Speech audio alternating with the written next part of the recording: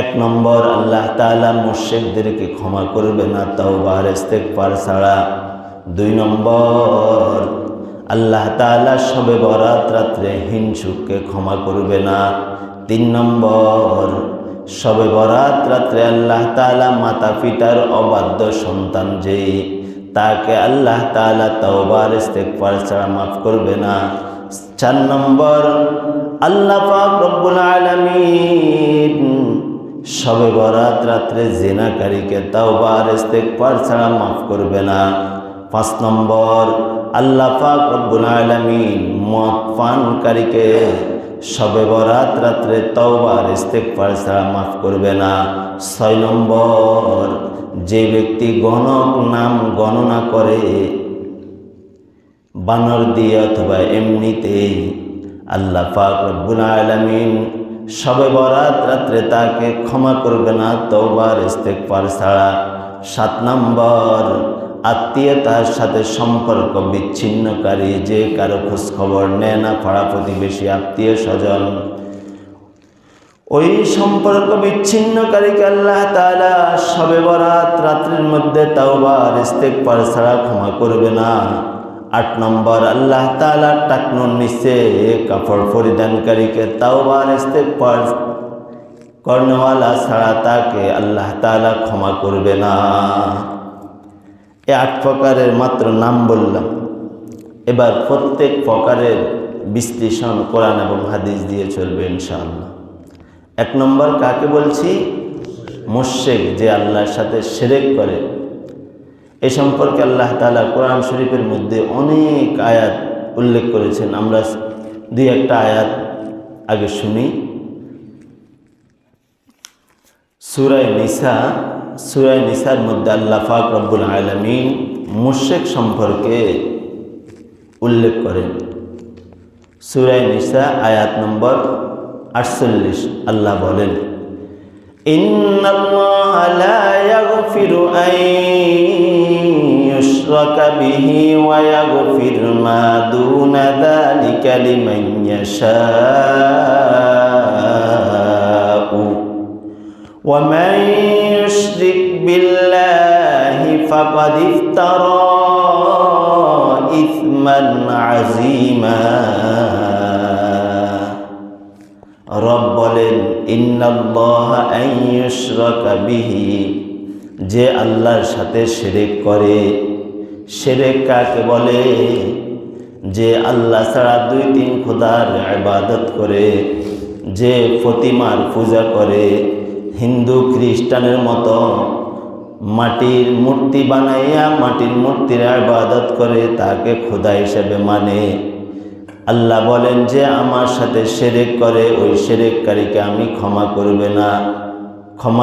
না। ওয়া ইয়াগফির মা দুনা যালিকা লিমান ইয়াশাউ।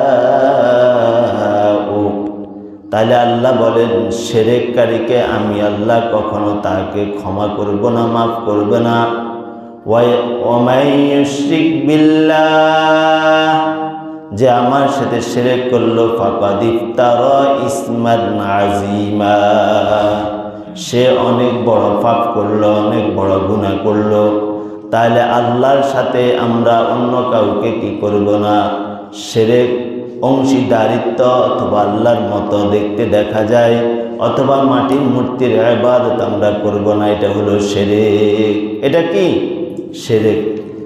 তারপর আল্লাহ বলেন যে তোমরা যে মাটির মূর্তি অথবা এই ধরনের কোনো জিনিসের তোমরা কি করবে না? ইবাদত করবে না। কি করবে? শুনো, কি করবেন এটা আল্লাহ জানায় দিয়েছেন। সূরা নিসা আয়াত নম্বর 36 আল্লাহ বলেন, ওয়া'বুদুল্লাহ, তোমরা আমি রবের ইবাদত করো। কার ইবাদত করবেন? আল্লাহর ইবাদত করবেন। একথা আল্লাহ তাআলা সূরা নিসার 36 নম্বর আয়াতে বললেন, ওয়া'বুদুল্লাহ, তোমরা আমি মালিক, আমি রবের ইবাদত করবে। ওয়ালা তুশরিকু বিহি শাইআ, আমার সাথে আর কাউকে শরীক করবে না, অংশীদারিত্ব করবে না।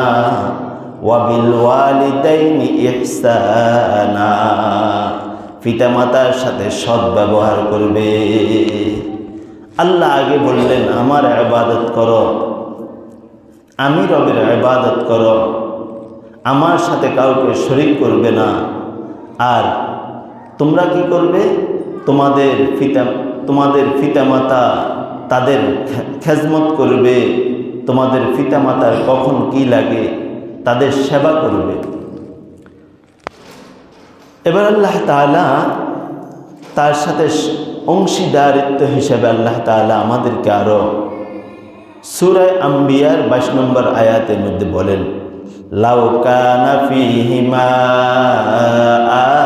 আলিয়াতুন ইল্লাল্লাহি লাফাসাদাতা, যদি আসমান আর জমিনের মধ্যে তোমরা যারা অংশীদারিত্ব করো, যারা বলো আল্লাহ একাধিক, আল্লাহ বলে সূরা আম্বিয়ার 22 নম্বর আয়াতের মধ্যে বলেন, লাউ কানা ফীহিমা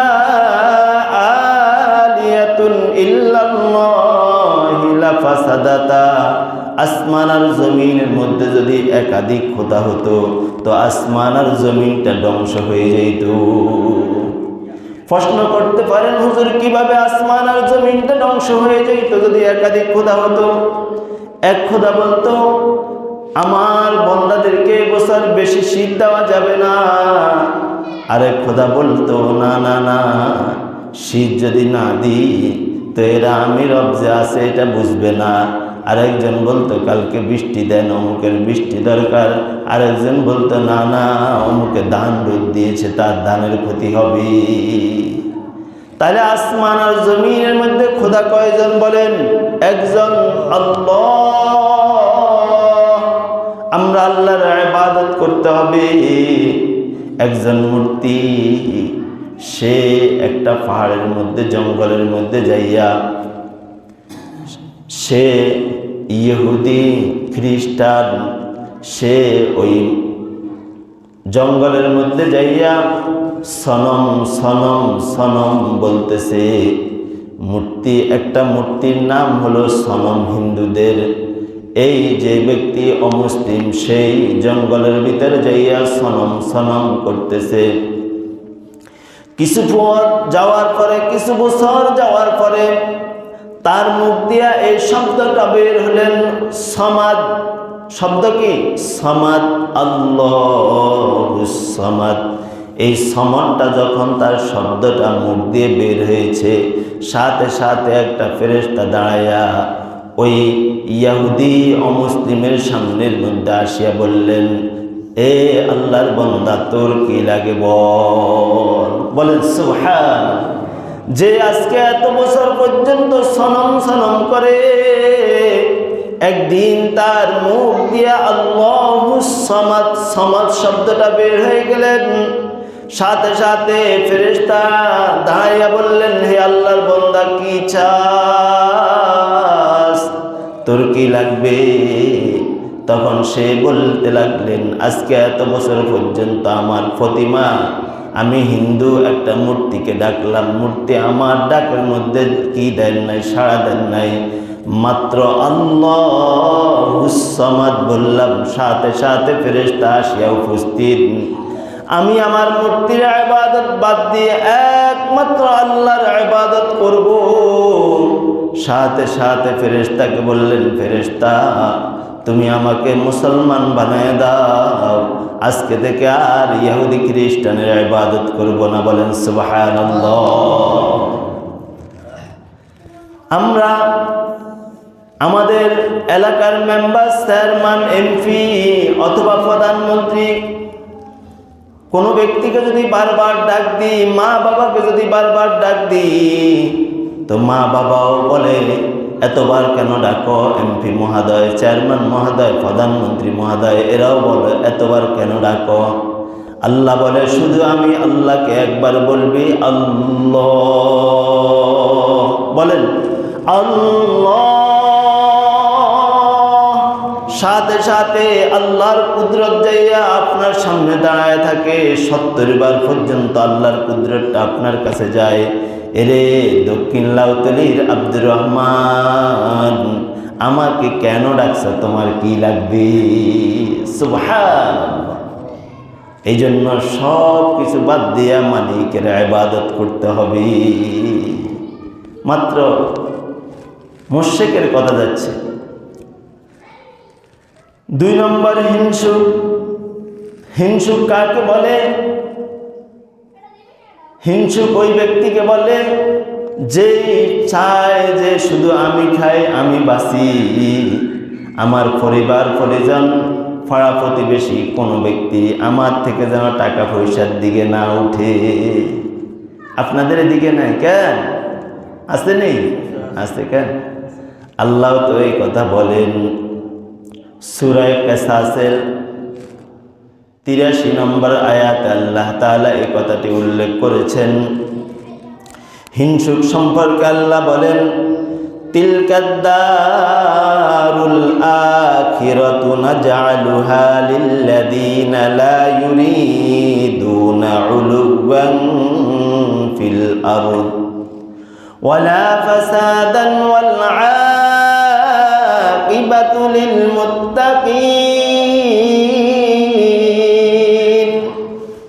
আল্লাহ বলেন এই ফরকাল আমি তাদেরকে দান করব যারা পৃথিবীর মধ্যে হিংসা ফাসাদ করবে না, যারা পৃথিবীর মধ্যে এক অপরের সাথে জড়গা বিবাদ করবে না, যারা অপরকে হিংসা করব না, এই আখিরাতটা আমি তার জন্য দান করব। তাহলে যারা হিংসু তাদের জন্য আখিরাত আসেনি? বলেন এই আয়াতে আল্লাহ কি বলে? বলে না, হিংসুকের জন্য আখিরাত নাই। যে হিংসা করবে না, যে আমার হয়েছে আমার ভাইয়ের আরও বেশি হোক, আমার 1 লক্ষ টাকা আছে, আমার ভাইয়ের 2 লক্ষ টাকা হোক, আমার একটা গরু আছে, আমার একটা বিল্ডিং আছে, আমার ভাইকে আল্লাহ তাআলা আরও বেশি দান করেন, বাড়ায় দেন। বলেন আমিন। তাহলে এক অপরকে হিংসা করবেন না, না দোয়া করবেন? ওরে বলেন না, কি করবেন? দোয়া করবেন ইনশাআল্লাহ। এই আয়াতের মধ্যে মুফাসসিরিনে কেরাম একটা ঘটনা আনছেন। হযরত খিজির আলাইহিস সালামের জমানার মধ্যে একজন হিংসুক, সে মানুষকে শুধু হিংসা করত। আর খিজির আলাইহিস সালামকে যাইয়া বললেন, ও খিজির আলাইহিস সালাম, আপনি আল্লাহর কাছে একটু দোয়া করেন যাতে আল্লাহ তাআলা আমাকে অনেক টাকা পয়সার মালিক বানায়, আমি অনেক টাকা পয়সা দান করব। খিজির আলাইহিস সালামের কাছে বারবার যাওয়ার পরে খিজির আলাইহিস সালাম আল্লাহর কাছে দোয়া করলেন, আল্লাহ, আপনার অমুক বান্দা আর আমার অমুক উম্মত, সে টাকা পয়সা চায়, সে ধন দৌলতের মালিক হইতে চায়, আল্লাহ আপনি তাকে ওটা দান করে দেন। খিজির আলাইহিস সালাম বললেন, আল্লাহ তোমাকে যেইভাবে টাকা পয়সা ধন দৌলত দিবে, আবার যদি রোগ বিমার হয় মানুষের, তো তোমার এরকম ডবল হবে। সে বলেন আমার কোনো সমস্যা নাই। এভাবে আল্লাহ তার দোয়াটা কবুল করলেন, খিজির আলাইহিস সালামের দোয়াটা কবুল করলেন। ওই ব্যক্তি অনেক টাকা পয়সার মালিক হইলেন। হওয়ার পরে আর সে মানুষকে দান দক্ষিণা করে না। এবার যখন বিপদ শুরু হলেন, খিজির আলাইহিস সালাম আগে বললেন, মানুষের যদি বিপদ হয় একটা, তোমার বিপদ হবে 2টা। যেহেতু টাকা পয়সা যেরকম বাড়ছে এরকম বিপদ আসবে। এবার তার বিপদ হতে হতে এবার সে দুনিয়াতে চলে গেলেন। যদি মানুষের বিপদ হয় একটা, তার বিপদ হয় 2টা। আল্লাহ তাআলা এই হিংসুককে বুঝাই দিলেন, এই হিংসুক দেখ, দুনিয়ার মধ্যে এক অপরকে হিংসা করা যাবে না, এজন্য হিংসা করবেন না। আল্লাহ যাকে যে পরিমাণ টাকা পয়সার মালিক বানাইবে, যার কিসমতে যতটুকু আছে, যার হায়াত যতদিন আছে, কথা বুঝছেন, যার হায়াত যতদিন আছে সে এতদিন পর্যন্ত দুনিয়ার মধ্যে থাকবে। আপনি হাজারো চেষ্টা করলে তার মৃত্যু হবে না। আবার যা তকদির, যার কিসমত যতটুকু আছে সে এতটুকু পাবে। হাজারো চেষ্টা করলে আর কোনো লাভ হবে না। 3 নম্বর, আল্লাহ তাআলা এই লাইলাতুল বারাত, শবে বারাত রাত্রির মধ্যে আল্লাহ তাআলা পিতামাতার অবাধ্য সন্তান যে আছে, পিতামাতার অবাধ্য সন্তানকে আল্লাহ তাআলা কি করবে না? আল্লাহ তাআলা ক্ষমা করবে না, তাকে মাফ করবে না। এই কথাটি আল্লাহ তাআলা সূরা বনী ইসরাঈলের মধ্যে উল্লেখ করেন। আল্লাহ তাআলা বলেন, وَقَضَى رَبُّكَ أَلَّا تَعْبُدُوا إِلَّا إِيَّاهُ وَبِالْوَالِدَيْنِ إِحْسَانًا إِمَّا يَبْلُغَنَّ عِندَكَ الْكِبَرَ أَحَدُهُمَا أَوْ كِلَاهُمَا أُفٍّ وَلَا تَنْهَرْهُمَا وَقُل لَّهُمَا قَوْلًا كَرِيمًا। আল্লাহ পাক রব্বুল আলামিন এই আয়াতের মধ্যে বলেন, ওয়াকাযা রব্বুকা, তোমার রব নির্দেশ করেছে, আল্লাহ তা'বুদু, একমাত্র তার ইবাদত করবে। কার ইবাদত করবেন? আল্লাহর ইবাদত করবেন। ইল্লা ইয়াহু ওয়া বিল ওয়ালিদাইনি ইহসানা, আল্লাহর ইবাদত করতে যতটুকু সময় লাগে, 5 ওয়াক্ত নামাজ পড়তে যতটুকু সময় লাগে, রোজা রাখতে যতটুকু সময় লাগে, আল্লাহর যে বিধিবিধান আছে এগুলা করতে যতটুকু সময় লাগে, এই সময়ের পরে তুমি তোমার মা আর বাবার খেজমত করো। কথা বুঝছেন নি?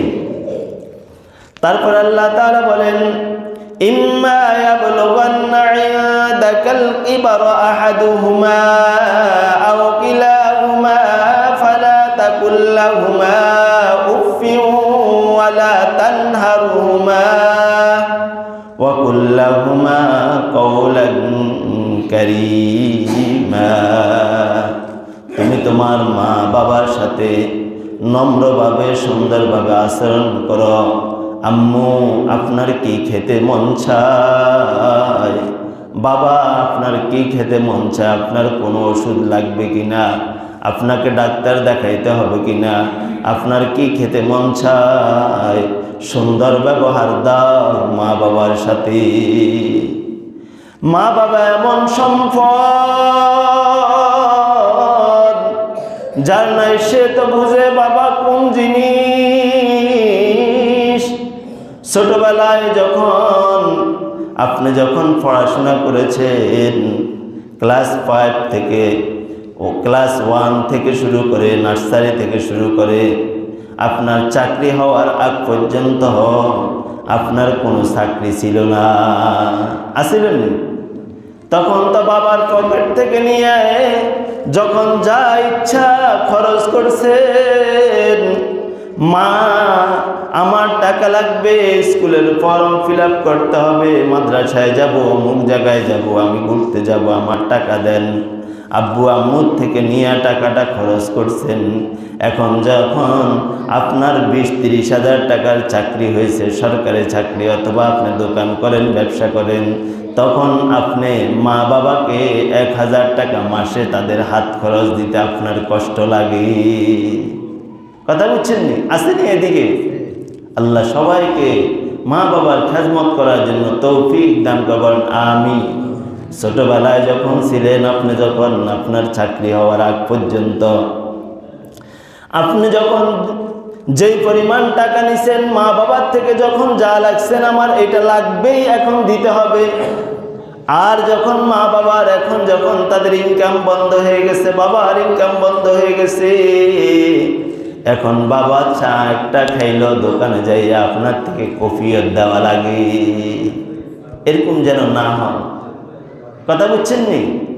বাবা এক পাতা গ্যাস্ট্রিকের ওষুধ লাগবে, আপনার ছেলের কাছে কফিয়ত দেওয়া লাগে, আমার এক পাতা গ্যাস্ট্রিকের ওষুধ আনি দাও। আবার যখন ওষুধ আনি দেয়, কিছুদিন পরে আবার আপনাকে বললে আপনি বলেন, ওই দিনে না ওষুধ আনি দিছি, কেন শেষ হয়ে গেছে?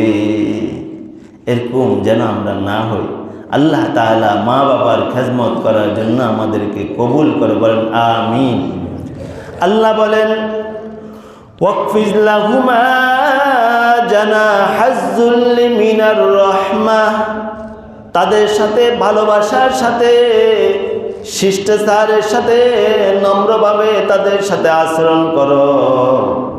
আপনি যখন বিবাহ করেন তো আপনার নম্র ব্যবহার বউয়ের কাছে চলে যায়, মা বাবাকে বুড়ি আর বুড়া বলেন। কথা বুঝছেন নি? এরকম যেন না হন। আগেও যেরকম ছিলেন আব্বু বলিয়া ডাক দিতেন, বাবার মনটা টাকা না দিলেও ঠান্ডা হয়ে যাইতো, হারে আমার ছেলে আমাকে সুন্দর করে ডাক দিয়েছে। আম্মু আগে যেরকম বিয়ের আগে বলতেন, মায়ের মনটা শান্ত হয়ে যাইতো। এখন যখন আপনি বিবাহের পরেও যদি ওইভাবে বলেন, তখন আবার আপনার বাবা আর মা থেকে তাদের কলিজাটা ঠান্ডা হয়ে যাইবে আর আপনার জন্য দোয়া করবে। দোয়া করার কারণে আল্লাহ তাআলা দিন দুনিয়ায় দোনো জায়গার মধ্যে আল্লাহ তাআলা আপনাকে সফলতা দান করবেন। আল্লাহ তাআলা আপনাকে বিপদ আর আপদ থেকে হেফাজত করবেন। আল্লাহ এটাই বলেন ওয়াকফিজ লাহুমা জানাহাজ যুল্লি মিনার রাহমাহ, তাদের সাথে ভালোবাসার সাথে নম্রভাবে সুন্দরভাবে তাদের সাথে আচরণ দাও। আর এটা বলো ওয়াকুর রব্বির হামহুমা, বলেন আমার সাথে ওয়াকুর রব্বির হামহুমা কামা রব্বায়ানি সগীরা। আল্লাহ যাদের মা বাবা দুনিয়াতে চলে গেছে তারা এই দোয়া করবেন সব সময়, আল্লাহ আমার মা আর বাবা ছোট্টবেলায় আমাকে যেভাবে লালিত পালিত করেছেন, কোলে করে মা 10 মাস 10 দিন আপনাকে পেটের মধ্যে রেখেছে। আমরা পুরুষরা একটা বাচ্চাকে 1 ঘন্টা কোলের মধ্যে নিলে আমাদের আধা ঘন্টা 10 মিনিট কোলের মধ্যে নিলে কষ্ট হয়ে যায়, কিন্তু দেখেন মালিক মায়ের মধ্যে সন্তানের জন্য এত ভালোবাসা দিয়েছেন, 10 মাস 10 দিন পেটের মধ্যে মা রেখেছে। সুবহানাল্লাহ, মা কত আমাদের প্রতি অনুগ্রহ করেছেন। আর আপনি মাকে কি বলেন? বেটি বলেন। কথা বুঝছেন না? এগুলা যেন আমাদের সমাজে না হয়। আল্লাহ যেন আমাদেরকে সবাইকে মা বাবার খেদমত করার জন্য তৌফিক দান করবেন, আমিন। আল্লাহ তাআলা তারপরে বলেন তোমরা সব সময় আমার কাছে দোয়া করবে ওয়াকুর রব্বির হামহুমা কামা রব্বায়ানি সগীরা। আল্লাহ আমার মা বাবা ছোটবেলায় আমাকে যেভাবে লালিত পালিত করেছে, মা আমাকে 10 মাস 10 দিন গর্ভের মধ্যে রেখেছে, পেটের মধ্যে রেখেছে।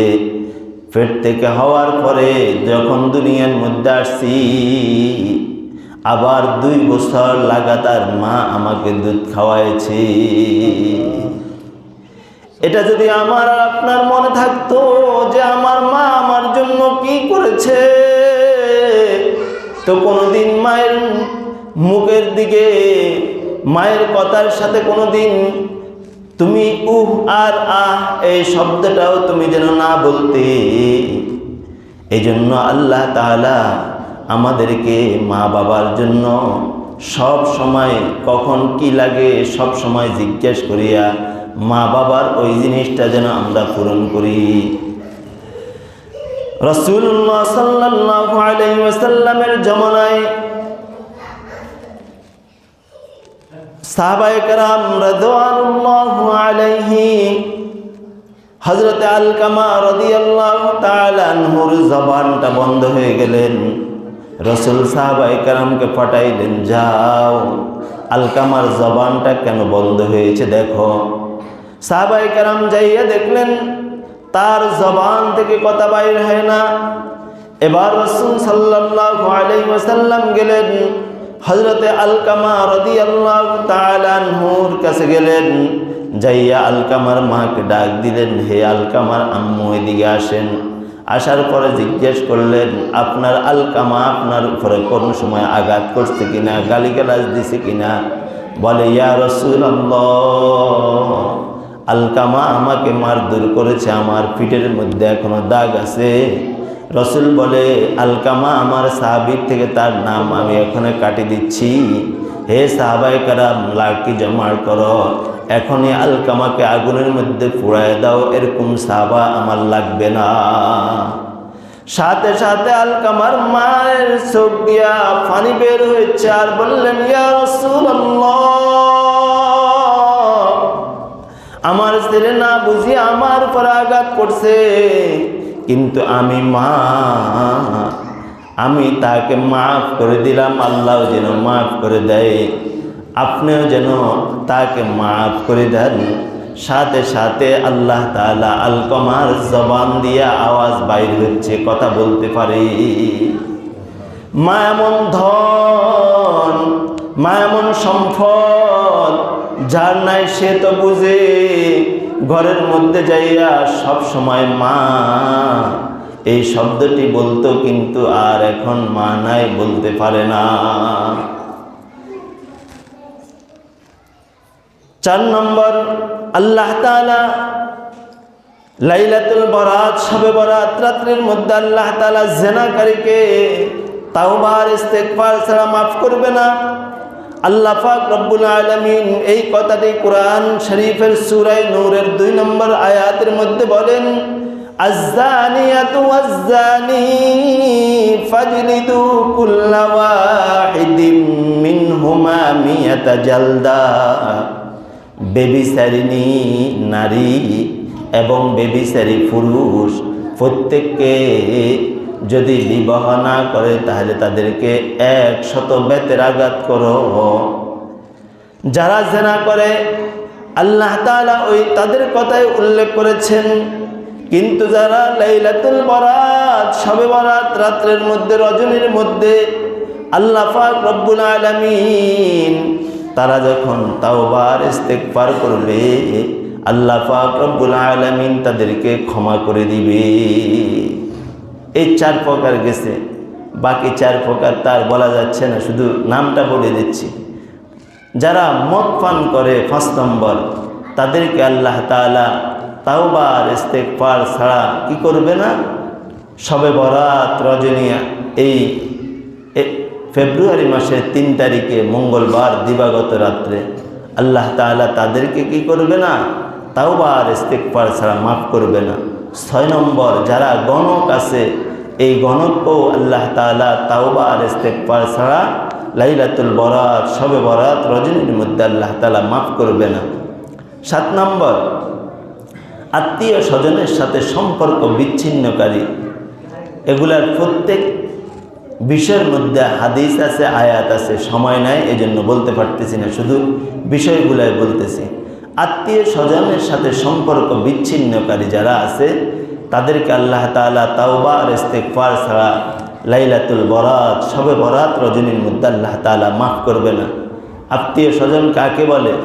যারা আপনার ফুফু আছে, খালা আছে, বোন আছে, কথা বুঝছেন নি? বাপ মরে যাওয়ার পরে ফুফুর খোঁজ খবরটা আমরা নিই না, কথা বুঝছেন নি? তারপরে বোনের খোঁজ খবর, পাড়া প্রতিবেশীর খোঁজ খবর, আমার পাশে যারা আছে এরা বসবাস করতেছে, এরা কে কি অবস্থা আছে, তাদের খোঁজ খবর নেওয়া। 8 নম্বর, যে অহংকারী করে, টাকনুর নিচে কাপড় পরিধান করে, আল্লাহ তাআলা লাইলাতুল বরাত, শবে বরাত রজনীর মধ্যে আল্লাহ তাআলা তাকে তাওবা আর ইস্তেগফার ছাড়া মাফ করবে না। এই জন্য